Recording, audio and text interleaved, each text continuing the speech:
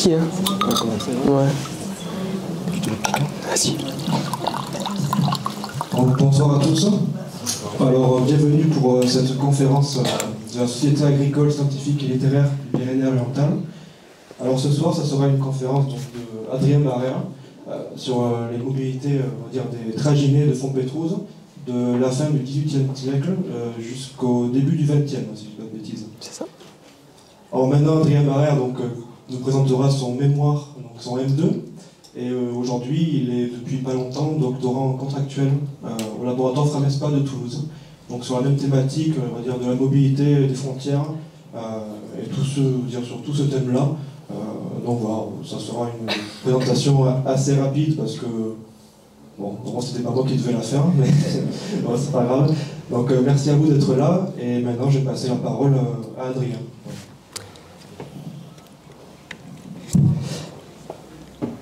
Merci beaucoup. Vous m'entendez? C'est bon.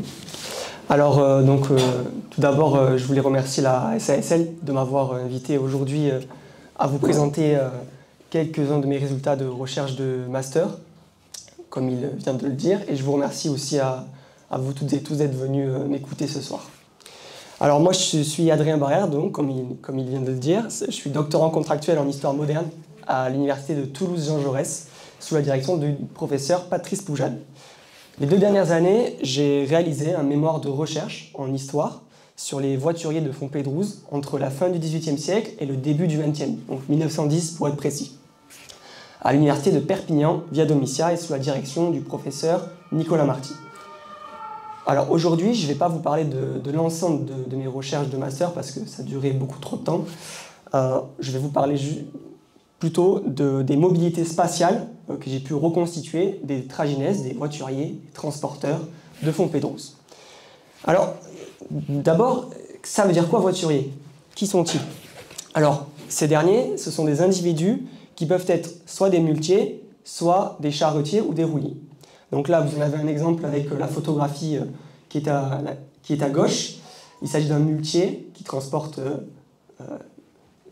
Pour faire bref, un muletier transporte toutes sortes de marchandises sur le dos principalement, en tout cas pour ce que j'ai trouvé, de mules, de mulets, d'ânes, de baudets. Ça peut arriver avec des chevaux, mais c'est beaucoup plus rare à cette époque. Alors ils peuvent aussi être des rouliers ou des charretiers, comme vous voyez sur l'autre photographie, et qui transportent toutes sortes de marchandises. Alors à Fontpétrouze, c'est principalement des charrettes, donc des véhicules à 2 roues, tractés principalement par des équidés.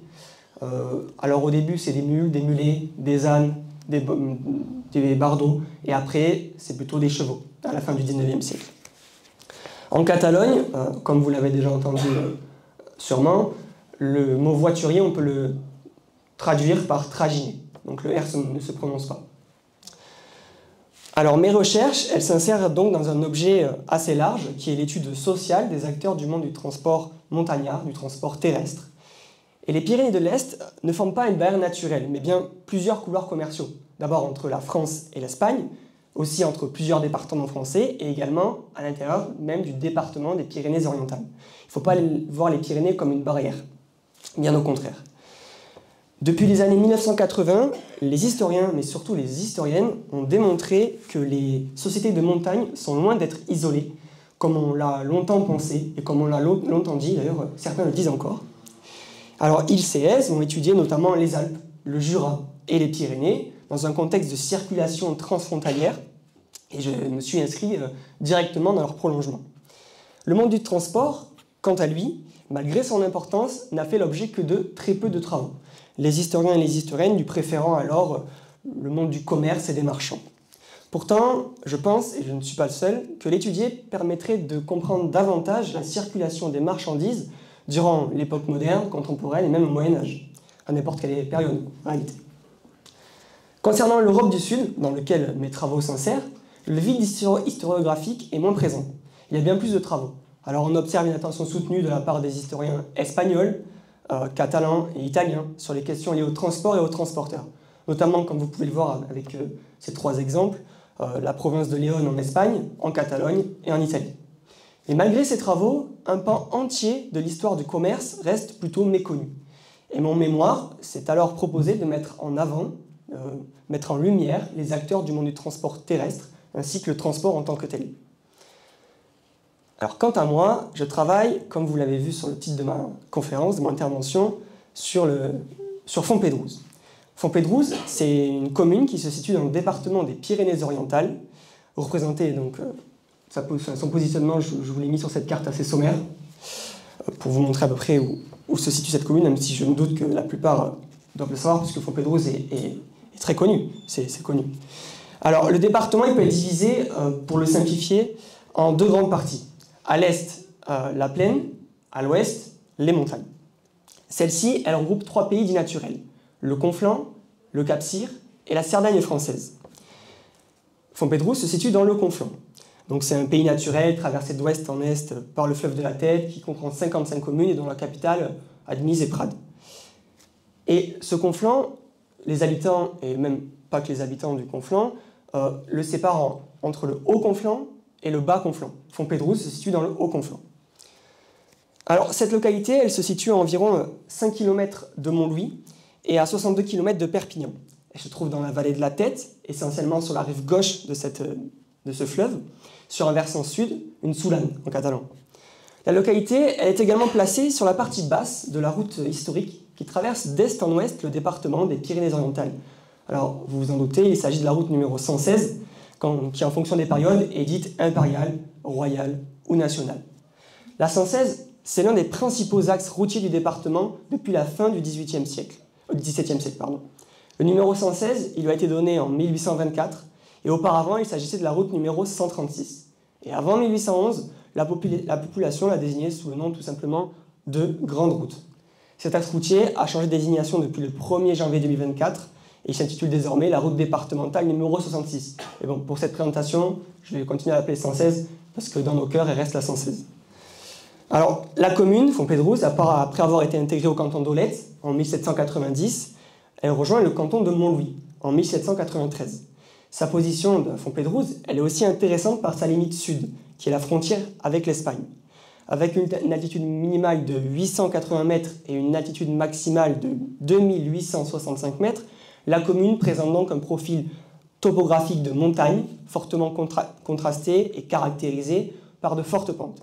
Et ses habitants, au XIXe siècle, ils sont habitués aux hivers froids et aux nombreuses avalanches.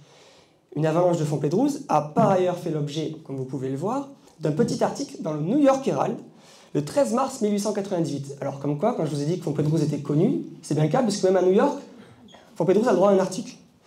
Alors, cette commune regroupe également 2 hameaux, Prats-Balaguer et Saint-Thomas, situés sur la rive droite de la Tête, dans un versant nord. Le premier hameau, Prats-Balaguer, était auparavant un lieu important au Moyen-Âge, où il y avait un château, aujourd'hui en ruine. Saint-Thomas est aussi un vieux village médiéval connu pour ses eaux chaudes principalement, qui se situe à 1150 mètres d'altitude. Alors Prats-Balaguer, Saint-Thomas, Fontpédrouse, ils se détestent, d'accord, ils ne s'aiment pas du tout. Je préfère vous le dire, parce que c'est assez important. Débutant le 19e siècle avec 560 habitants, la commune elle le finit avec 571 personnes. Elle connut son pic démographique en 1851 avec un nombre de 890 individus. Ce qui est assez considérable pour une commune du Haut-Conflent et même de l'ouest du département, puisque seule Aulette la dépasse avec 1286 habitants. Mais pourquoi avoir choisi Fontpédrouse comme terrain d'étude, pour mon mémoire? Alors, là c'est juste une photographie assez floue en plus, avec la flèche rouge pour vous montrer où passe la route dans le village, donc sur les hauteurs du village. Alors pourquoi j'ai choisi Fontpédrouse? Eh bien parce que j'ai toujours eu un attrait pour les montagnes de notre département, et ces espaces ils me fascinent depuis que je suis tout petit. Quand j'ai décidé d'entamer ma mémoire de recherche en histoire, il m'a paru donc évident d'étudier un territoire montagnard de notre département. Il me tenait aussi à cœur de montrer que ces sociétés ont une histoire et sont loin d'être immobiles, comme de nombreux historiens et nombreuses personnes pouvaient le penser pendant très longtemps. J'étudie ce groupe d'individus donc de la fin du XVIIIe siècle à 1910, dans le but de faire une histoire sur un temps long. J'ai choisi la fin du XVIIIe siècle car les individus qui étaient transporteurs au début du XIXe l'étaient souvent également à la fin du XVIIIe. Par contre, pour la date de fin de la chronologie en 1910, elle correspond quant à elle à l'arrivée du chemin de fer, donc du train jaune, comme vous le connaissez sûrement, c'est-à-dire un moment clé dans l'histoire des transporteurs de Fontpédrouse, puisqu'elle marque réellement la fin de ce métier dans cette communauté. Déjà bien amorcé d'ailleurs, ce déclin du métier, par la construction de la nouvelle route roulable dans les années 1840-1850. Les montagnes pyrénéennes, pendant une bonne moitié du XIXe siècle, ne disposent pas d'un bon réseau routier. Le commerce est donc d'autant plus compliqué. Mais il se fait, et il se fait même très bien. Il faut oublier les grands convois de voitures sur des routes carrossables immenses. Dans ces espaces, le roulage est impossible jusqu'au milieu du XIXe siècle. Seuls les équidés sont utilisés pour transporter des marchandises. Dans l'écrasante majorité des cas, ce sont les mules et les mulets, véritables experts de ces milieux extrêmes, que les transporteurs utilisent. C'est simple, ces hybrides, ils passent partout et en tout temps. Rien ne les arrête. Ce sont eux qui permettent le commerce entre les plaines et les montagnes, mais aussi entre les montagnes elles-mêmes. Il est aussi possible que des chevaux aient été utilisés avant le milieu du XIXe siècle, mais pour le haut-conflant, dans de très rares cas. D'autres hybrides le sont également, comme les bardeaux, issus du croisement entre un étalon et une ânesse, mais ceux-ci sont moins efficaces que les mules et les mulets, car ils ne peuvent transporter que de plus petites charges, et ne sont pas autant à l'aise sur ces chemins à route. Mais bon, ça reste à vérifier. Enfin, les voituriers de Fontpédrouse utilisent aussi énormément d'ânes, que ce soit pour le multage ou bien que ce soit pour le charrettage. Concernant les sources, alors les sources que j'ai dépouillées, notamment provenant de fonds judiciaires, m'ont permis de mieux comprendre la pratique du métier de voiturier à Fontpédrouse. J'ai pu ainsi reconstituer quelques-unes de leur mobilité spatiale. Et la problématique de ma communication sera donc, quelles sont ces mobilités spatiales de ces voituriers, liées principalement au transport et au commerce du vin et du fer, entre la fin du XVIIIe siècle et le début du XXe. Tout d'abord, je vais vous expliquer comment j'ai pu reconstituer leur mobilité. Ensuite, je vous parlerai du cas spécifique du transport du vin pour les voituriers de Fontpédrouse, et je terminerai par évoquer le cas du transport et du commerce du fer. Alors, dans un premier temps, j'aimerais revenir sur les aspects méthodologiques de mon travail afin que vous puissiez vraiment comprendre comment j'en suis arrivé à ces résultats. Alors, je vais vous raconter ce parcours de recherche que j'ai fait pour pouvoir reconstituer ces mobilités. Au départ, il m'a paru indispensable de saisir les contours du groupe. J'ai commencé à essayer de dénombrer les voituriers de la commune entre du début du 19e à 1910. Pour ce faire, j'ai dépouillé l'ensemble des actes notariés de l'étude notariale de Montlouis de 1808 à 1885, c'est-à-dire les années de début de l'étude notariale et l'année de fin de l'étude notariale. Alors j'ai choisi cette commune car en réalisant quelques sondages dans plusieurs études notariales, je me suis rendu compte que la plupart des transporteurs fontpédrousois passaient leurs actes dans cette étude notariale. Alors cette étape elle a été relativement longue et j'ai constitué un corpus de plus de 948 mentions de voituriers fontpédrousois de leur vivant pour un total de 668 actes notariés. Alors, bien entendu, ça ne suffisait pas, il a aussi fallu croiser ces données avec les 6 listes nominatives de recensement de Fontpédrouse, qui vont de 1841 à 1906. Malheureusement, il n'y en a pas plus parce qu'elles ont été soit mal conservées, soit on ne sait pas où elles sont. Et la liste des voituriers de Fontpédrouse que j'ai pu établir, vous en avez un tout petit extrait sur cette diapositive, et elle m'a permis de me rendre compte qu'il y avait plus de 200 individus qui ont pratiqué au moins une fois au cours de leur vie le métier de transporteur à Fontpédrouse. Alors c'est assez énorme en fait. Quand on ne connaît pas Fontpédrouse, on ne se rend pas compte de ce passé de commerce, de transport très très important. Une fois cette étape terminée, donc du dénombrement du groupe, je me suis intéressé à la pratique du métier de voiturier à Fontpédrouse. Le plus intéressant. En tout cas, moi je trouve que c'est le plus intéressant. Les voituriers, ils sont mobiles par définition, puisque c'est le but de leur profession. Mais comment reconstituer leur mobilité? Comment vérifier mes hypothèses dans les sources? Une chose était sûre, les actes notariés et les recensements ne fournissaient pas assez d'éléments pour comprendre réellement la pratique du métier. J'aurais aimé trouver des lettres de voiture, c'est-à-dire un contrat entre l'expéditeur et le voiturier, ou entre l'expéditeur, le commissionnaire et le voiturier.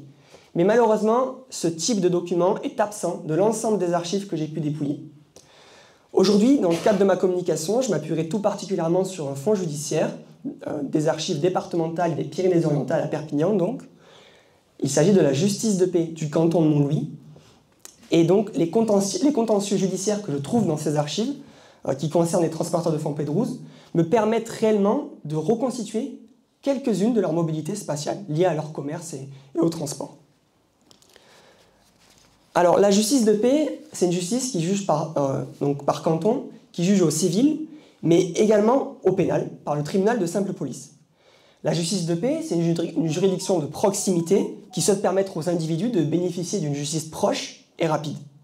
Elle a été instaurée en 1790 par la Constituante et a fonctionné très tard, jusqu'en 1958.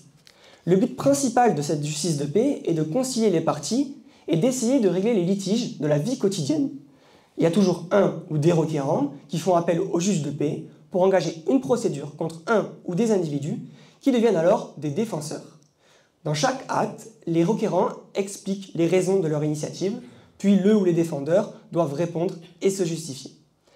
À la fin, le juge tente de concilier les parties. S'il n'y parvient pas, et ça arrive très souvent, il peut reconduire l'affaire pour une prochaine audience. J'ai donc dépouillé la totalité du fonds de la justice de paix du canton de Montlouis, de 1791, donc du début de la conservation de ces archives, à 1910. Et je me suis demandé, quelle mobilité peut-on retrouver dans ces archives de la justice de paix du canton de Montlouis? Et comment reconstituer les mobilités des transporteurs? Je vais vous montrer deux exemples d'affaires que j'ai pu retrouver dans ce fonds, et je vais tenter de vous expliquer comment j'ai fait pour passer de ces affaires à une analyse des mobilités des voituriers de Fontpédrouse. Alors tout d'abord, commençons par cette affaire assez exceptionnelle.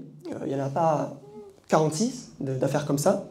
Il est écrit dans un document de 1859 que deux transporteurs, un d'Air, donc en Cerdagne française, et un de Fontpédrouse, se sont verbalement associés, je cite, « avant 1857, pour la vente de vin, à opérer ensemble, soit dans la Cerdagne française, soit dans la Cerdagne espagnole, soit enfin dans le département de l'Ariège. » S'ensuit la description de quelques opérations de transport et de commerce que ces deux transporteurs ont fait en Ariège et à Libya, notamment. Il est vrai que tous les documents de la justice de paix du canton de Montlouis ne regorgent pas d'informations aussi précises. Mais ce document permet de montrer le potentiel de ce fonds judiciaire et ce qu'on peut trouver comme information dans celui-ci. Alors je vais vous montrer un exemple d'un autre document qui est beaucoup plus basique, mais qui permet aussi d'étudier ces mobilités. Alors celui-ci date de 1804 et il oppose Jacques Salamo, propriétaire à Y-sur-Tête, à Goderic Marty, dit Bourreil, qui est voiturier à Fontpédrouse, d'après d'autres sources dépouillées.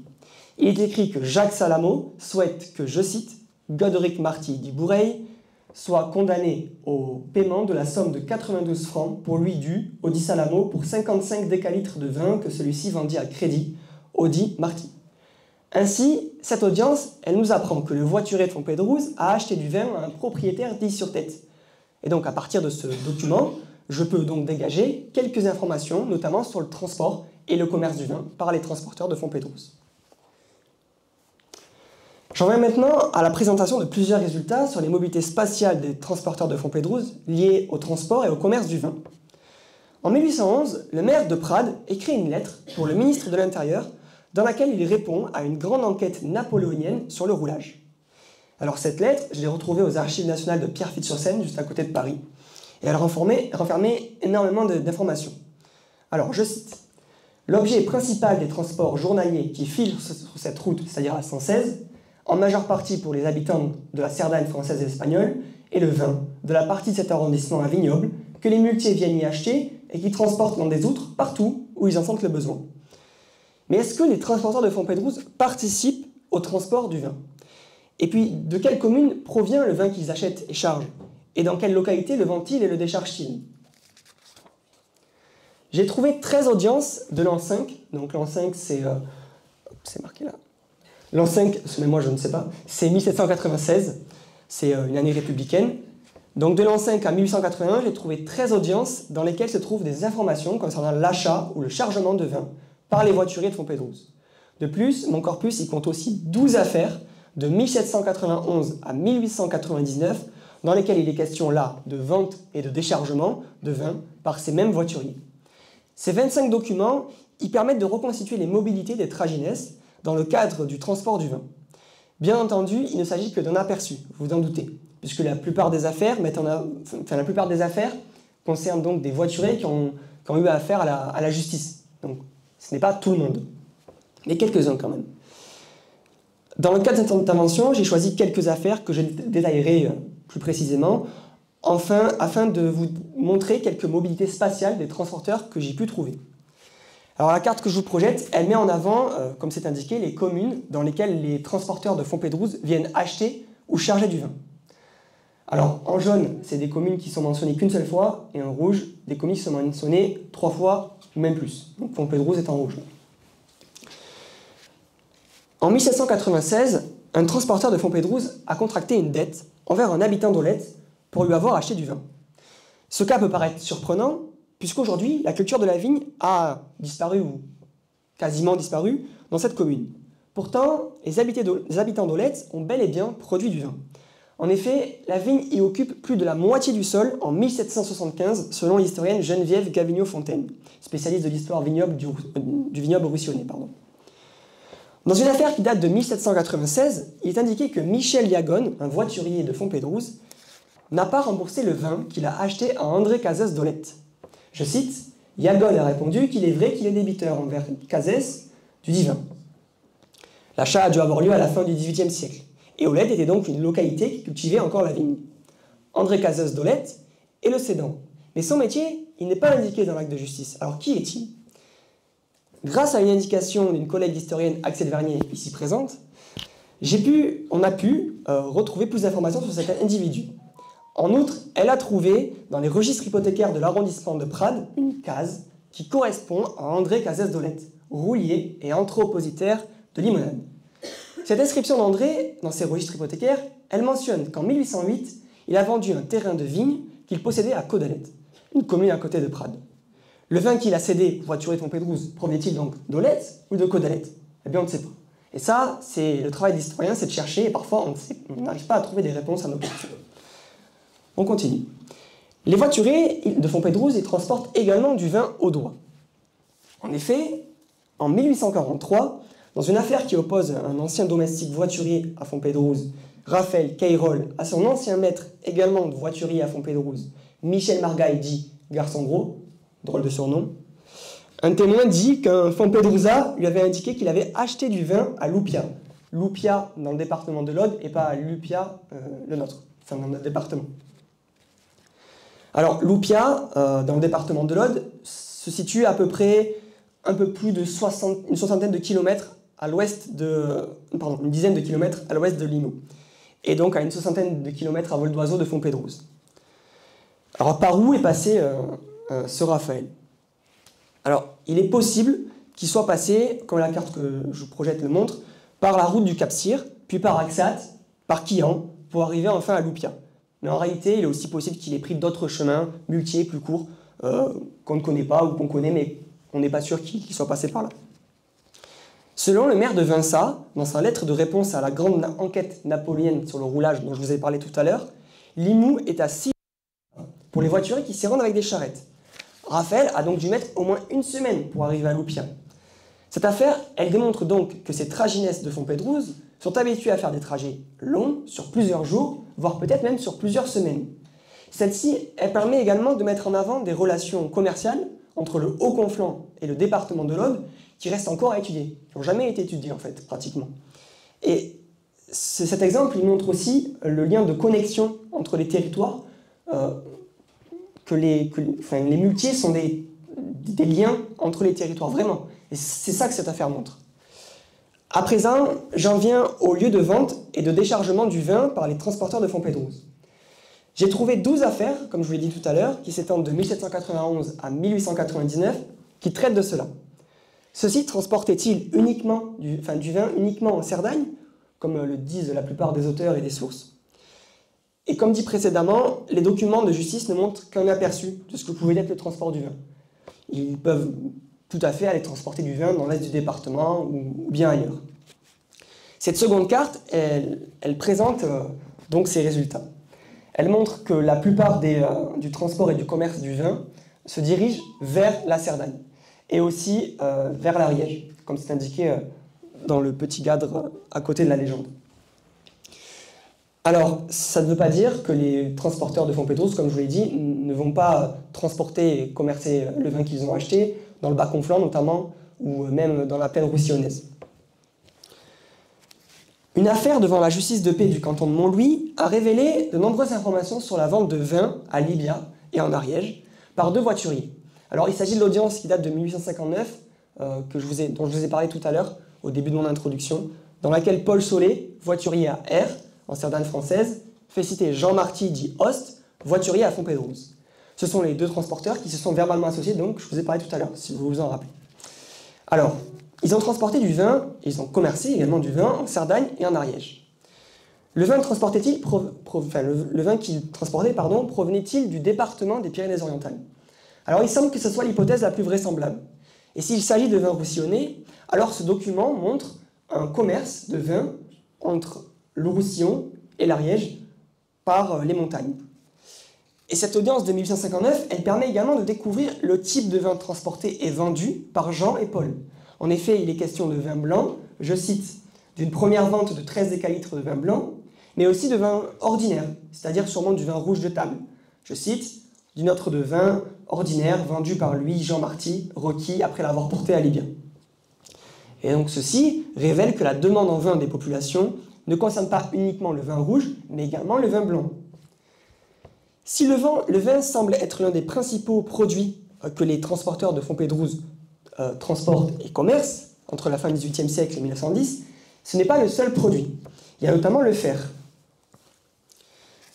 Et justement, dans le fonds de la justice de paix du canton de Montlouis, on retrouve quelques affaires qui concernent le transport et le commerce du fer par les voituriers de Fontpédrouse. Dans le Roussillon, il faut savoir qu'au début du XIXe siècle, la plupart des forges sont dites à la catalane, même si en réalité, elles seraient plutôt à l'ariégeoise ou même à l'italienne. C'est un autre débat.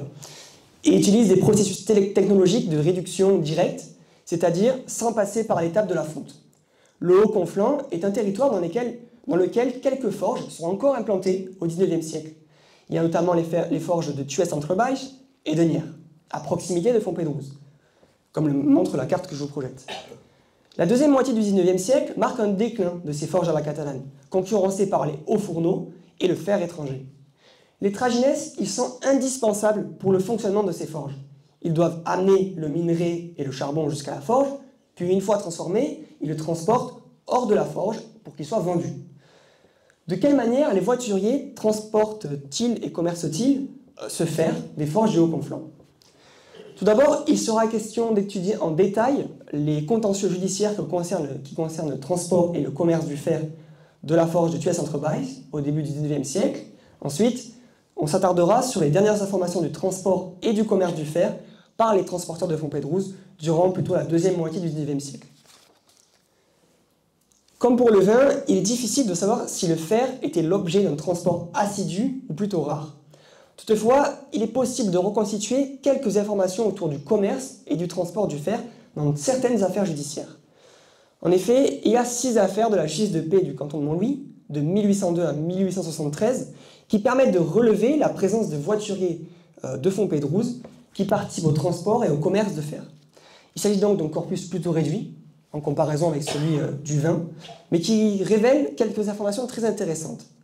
4 affaires se déroulent dans la première décennie du XIXe siècle. 3 d'entre elles datent de 1803, et ces 4 documents mentionnent du fer qui a été acheté à la forge de Thuès. Les 2 autres audiences, elles datent de 1866 et 1873.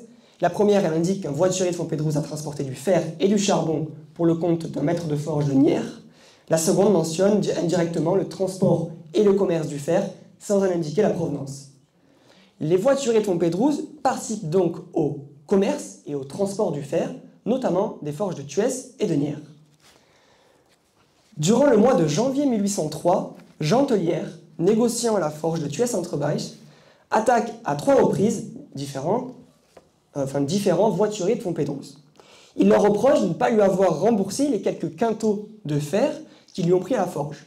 Par exemple, il accuse, je cite, le citoyen François Marty, voiturier résident à la commune de Fontpédrouse, pour s'y voir condamné à lui payer la somme de 16 francs que le dit Marty doit pour solde de 5 quintaux de fer qu'il a pris à la forge de Thuès. Quant à Antoine Bigorre, il en a pris 6 quintaux. Et Goderic Marty d'Iboureil, il en a pris 4 de quintaux. Un quintal, c'est l'équivalent plus ou moins d'environ 100 kg. Ça peut varier. Il s'agit donc de petites quantités. Les mulets peuvent transporter en moyenne entre 120 et 150 kg. Équipement compris. Ça veut dire que si le fer a été transporté en un seul trajet, Il a fallu charger à chaque fois entre 3 et 5 bêtes. Donc ça nous renseigne sur le nombre de bêtes que pouvait avoir un voiturier à Fontpédrouse. Mais est-ce que ces 3 voituriers ont travaillé ensemble pour transporter et commercer ce fer? Puisqu'ils ont été accusés par la même personne. Alors François il a pris le fer le 21 Brumaire de l'an 10, alors qu'Antoine l'a acheté le 22 Brumaire, toujours de l'an 10, et Goderic le 12 Mandénière. C'est les anciens mois républicains. Donc ça veut dire qu'ils n'ont probablement pas fait le trajet ensemble.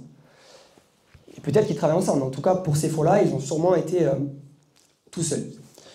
Enfin, en 1808, Jean Tellière, toujours la même personne, cette fois-ci indiqué comme propriétaire de la forge de Thuès, indique que, je cite, André Bigorre lui doit la somme de 367 francs 50 centimes provenant de fer qu'il lui a vendu à différentes époques à la dite forge de Thuès.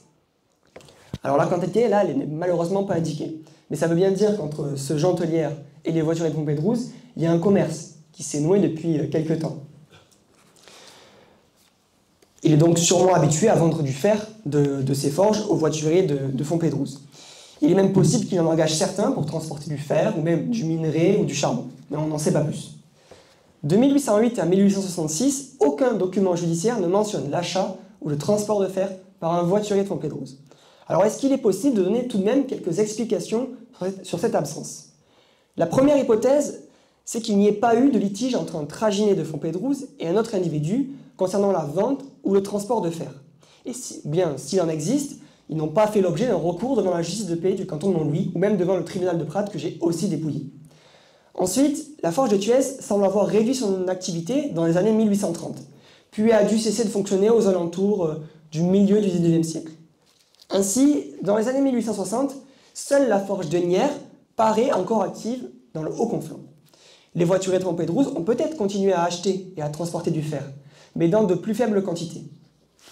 Dans une affaire de 1866, la justice de paix du canton de Montlouis livre une dernière fois quelques informations sur le transport du fer d'une forge du Haut-Conflent, celle de Nières, par un voiturier de Fontpédrouse. En effet, dans ce document judiciaire, Augustin d'Angean, maître de forge à Nières, accuse Antoine Cayrol, roulier à Fontpédrouse, de ne pas lui avoir remboursé 89 francs et 65 centimes, mais il ne précise pas si cette dette a été contractée lors d'un achat de fer par Antoine.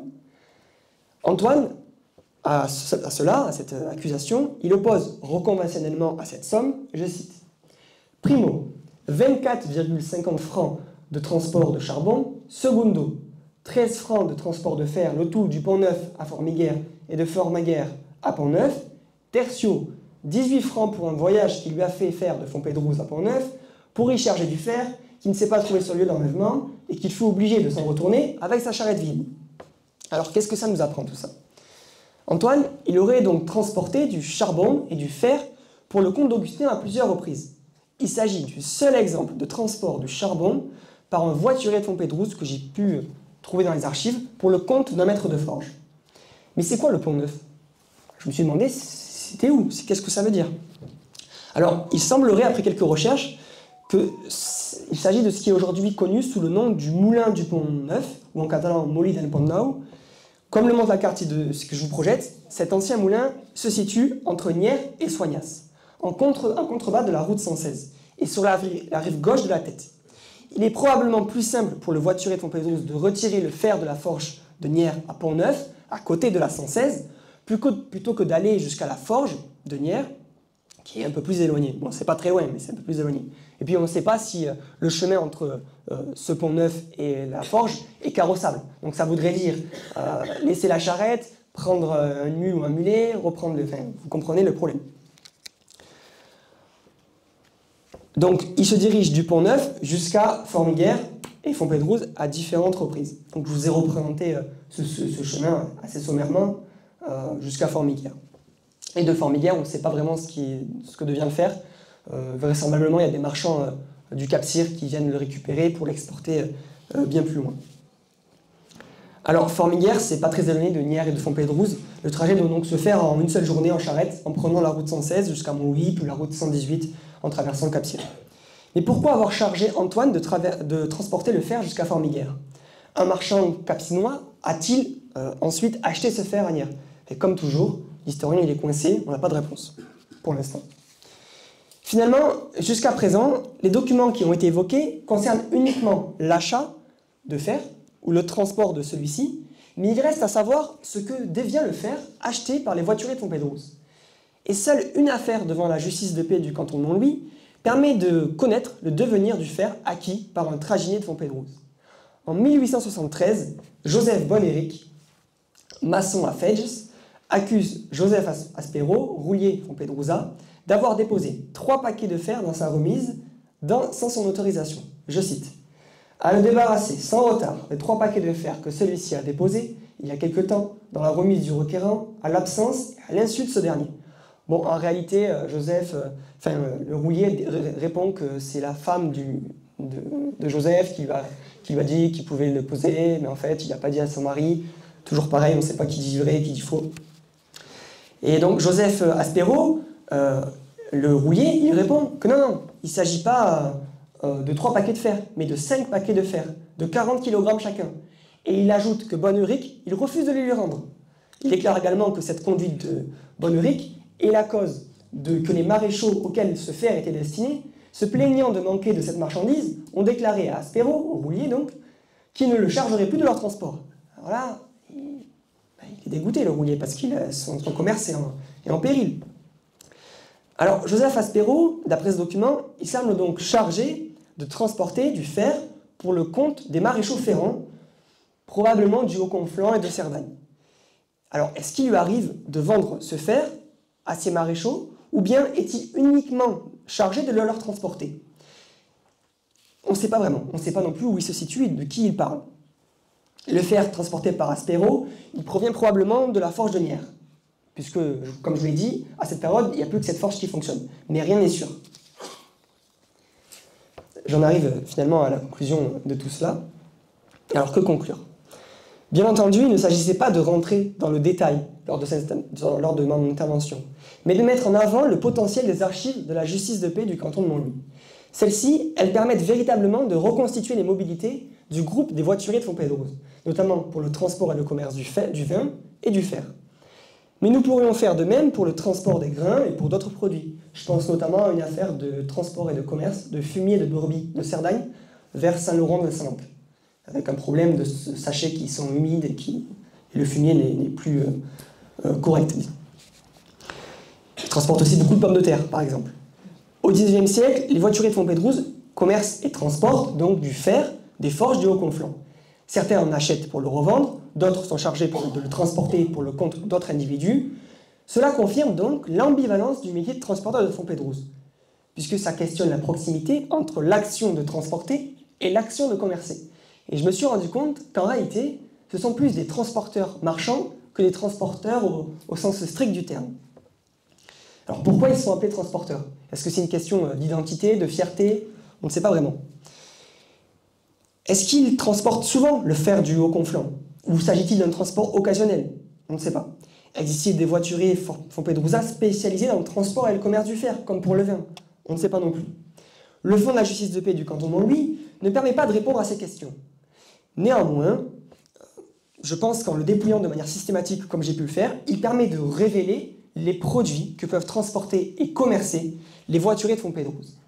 Le vin semble donc être le produit principal des échanges commerciaux de ces traginesses. Mais il n'est pas le seul. L'étude sur le fer le démontre.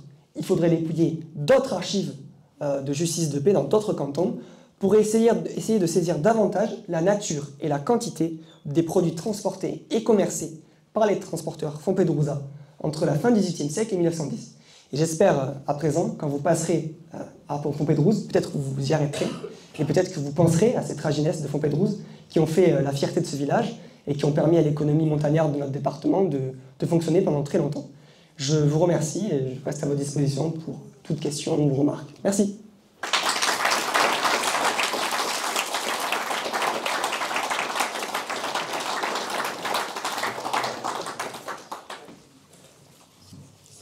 Merci beaucoup Adrien pour ta conférence. Alors maintenant on va passer aux questions. Je vous apporte le micro. Je crois que ça va être compliqué. Ouais. Ah, il y a un micro là-bas. Désolé, merci.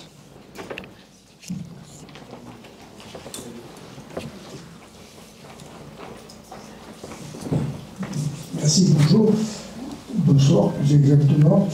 Je suis surpris que durant votre étude, vous n'ayez pas inclus le transport du fer et du charbon depuis le port de Port-Ventre. Car Port-Ventre a été l'émancipation de ce port, nonobstant les produits, les fruits surtout, les fruits primeurs. Il nous avait été dit lors d'une conférence sur Port-Ventre qu'il y avait un trafic important pour le transport de charbon en direction des mines, et en retour du charbon, il y avait le transport du fer vers le port pour l'évacuer, etc. D'autre part, ce produit, ce fer, se positionne-t-il simplement sous forme de lingots, ou est-ce qu'il y a des barres, enfin des produits métallurgiques qui permettent une manipulation relativement facile, surtout pour le transport par les animaux? Merci. Je vous remercie pour vos questions. Alors oui, ce sont des barres de fer, principalement, pour le transport avec les animaux ou les charrettes. Alors pour Port-Ventre, c'est tout à fait vrai, vous avez raison. Le problème étant que dans les sources, il n'y a aucune mention d'un transporteur de Fontpédrouse qui aurait transporté, commercé des produits venant de Port-Ventre. Mais rien n'empêche que ce soit le cas.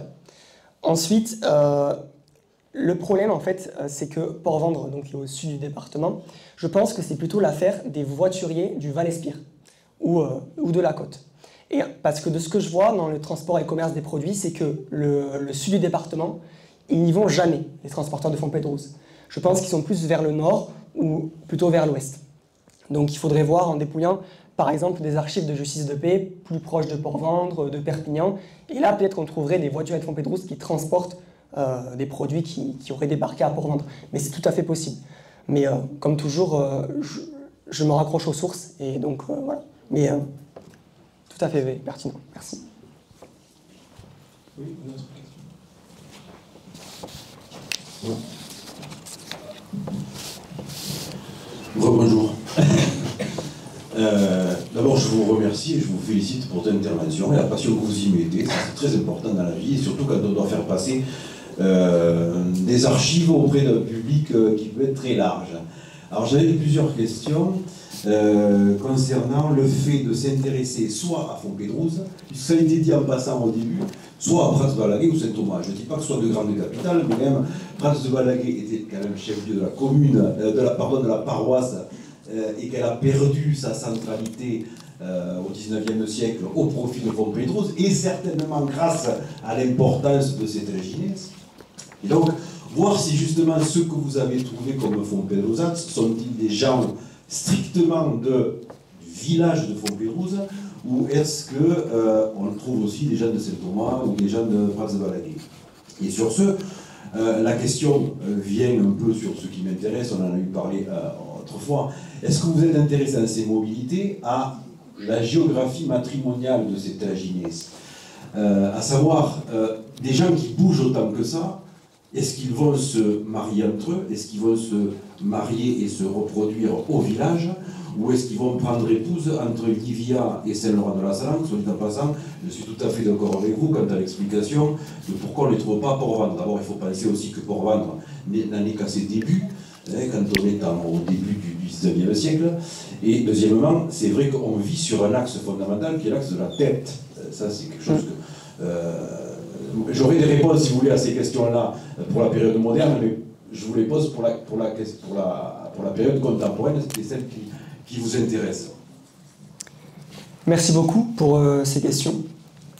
Alors oui, en fait, c'est ça, ils sont vraiment principalement sur la vallée de la tête, en fait.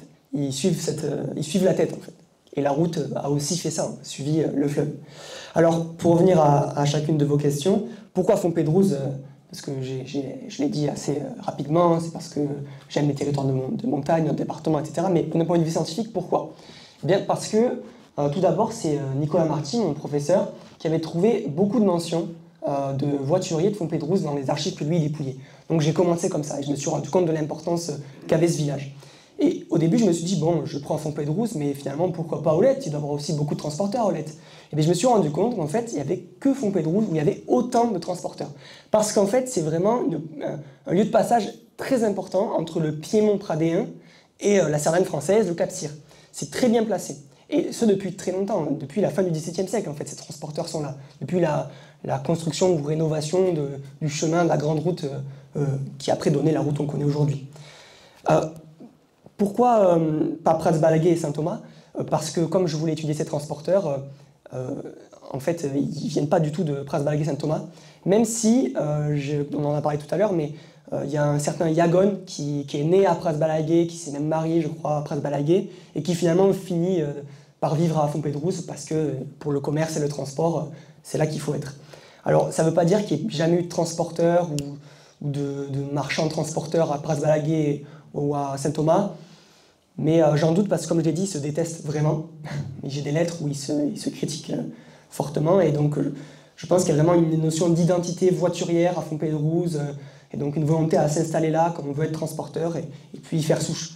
Y faire souche parce que, justement, les voituriers de Fontpédrouse se marient au sein même du groupe des transporteurs, donc il y a une endogamie professionnelle extrêmement importante, ce que j'ai pu aussi étudier, ça aurait pu faire l'objet d'une conférence d'ailleurs sur l'histoire de la famille de ces voituriers, et on se rend compte qu'en fait, dans l'objectif de perpétuer leur case, leur maison, ils se marient avec des transporteurs de Fontpédrouse, qui connaissent, qui sont à proximité d'eux, et puis finalement très peu partent vivre ailleurs.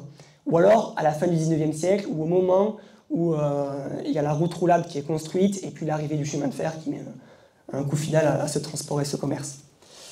Je crois que c'est bon. Est-ce qu'il y aurait d'autres questions?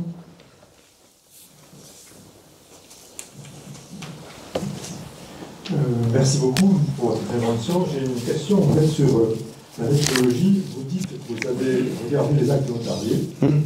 J'aimerais savoir si vous avez regardé par exemple les actes de succession, les actes de mariage pour savoir qui faisait quoi, ou est-ce qu'il y avait des contrats de vente qui pourraient expliquer qu'éventuellement vous puissiez savoir en fait de quoi il s'agissait, etc., avoir des quantités ou autres. Est-ce que vous pouvez préciser, s'il vous plaît? Je vous remercie parce que c'est une question très très pertinente. En fait, le problème, c'est que moi, quand j'ai commencé, je me suis dit, mais dans les actes notariés, je vais trouver plein de contrats de transport, des lettres de voiture, savoir les produits qu'ils transportent. J'en ai trouvé zéro. J'ai dépouillé des milliers d'actes. À la fin, j'ai 600 et quelques actes qui parlent de voituriers, mais aucun ne parle de transport, ni même d'animaux qu'ils auraient achetés, vendus, je ne sais pas. Il n'y a rien. Donc je me retrouve avec des actes de vente de champs, de maisons, des donations, des successions, des partages, des quittances, des obligations, tous les actes notariés qu'on connaît, qui me renseignent sur qui est voiturier, qui ne l'est pas, puisque dans l'acte on indique le métier de la personne qui est concernée, mais jamais de la pratique. C'est pour ça que j'en suis venu, par miracle, à trouver des informations dans la justice de paix.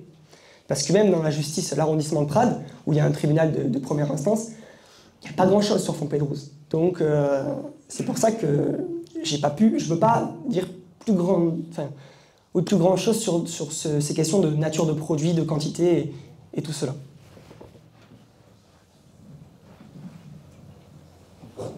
Oui, à titre tout à fait anecdotique, j'ai vu quelque part que le père d'André Marty, le fameux mutin de la mer Noire, était traginé à Fontpédrouse. Est-ce que vous avez trouvé quelque chose dans le cadre de vos recherches sur ce point? C'est vraiment anecdotique. Oui, mais c'est très intéressant. Alors je me suis intéressé à ce cas, parce que pareil, comme vous, j'ai vu marquer cette information. C'est le cas, j'ai des actes d'ailleurs de cette personne. Il faudrait voir dans la liste que j'ai fait à la fin, je ne me rappelle plus exactement parce qu'il y en a tellement que... Mais je pense aussi à notre personnage connu, c'est Jordi Percerda, qui est un poète très connu d'un département, et qui avait un grand-père maternel et un grand-père paternel, si je ne me trompe pas, qui étaient tous les deux voituriers de Fontpédrouse. Et d'ailleurs, monsieur Peytavi-Deschonnes pourra en dire plus d'informations, parce qu'il a écrit un article sur les origines fontpédrousates de ce poète, qui est très intéressant. Et en plus, c'est très intéressant parce qu'on se rend compte que ces gens, le grand-père, je ne sais plus si c'est le paternel ou maternel, a fait la commune et est revenu en apportant des connaissances sur un livre de Victor Hugo ou quelque chose comme ça. Et donc ça nous apprend sur la culture de ces transporteurs, est-ce qu'ils savaient lire le français, est-ce qu'ils parlaient uniquement le catalan, donc c'est pas anecdotique en fait, ça permet de comprendre plus de choses. Voilà. Désolé, j'ai divagué sur autre chose. Enfin, voilà. D'autres questions? Non. Alors, merci à vous d'être venus déjà. Et puis je crois que la prochaine conférence c'est le 15 novembre, 17h30, sur les femmes, on va dire, dans l'usine de bière, si je ne dis pas de bêtises. Je ne sais pas le nom de la... C'est Rachel Fusté, je crois. Oui, je crois que c'est ça. Et à 14h, si vous êtes adhérent, il y aura l'Assemblée Générale qui se tiendra aussi ici, à 14h. Donc merci à vous pour votre écoute et merci à Adrien pour ta conférence. Merci beaucoup.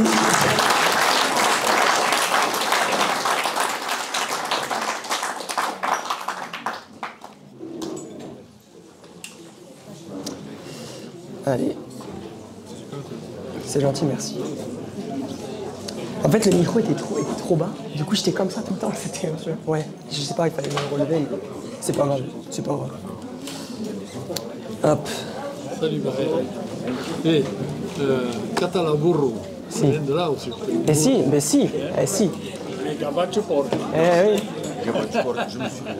C'est celle-là l'histoire que j'aime. Mais oui. À bientôt. Eh oui, mais je suis d'accord, c'est ça la vraie histoire.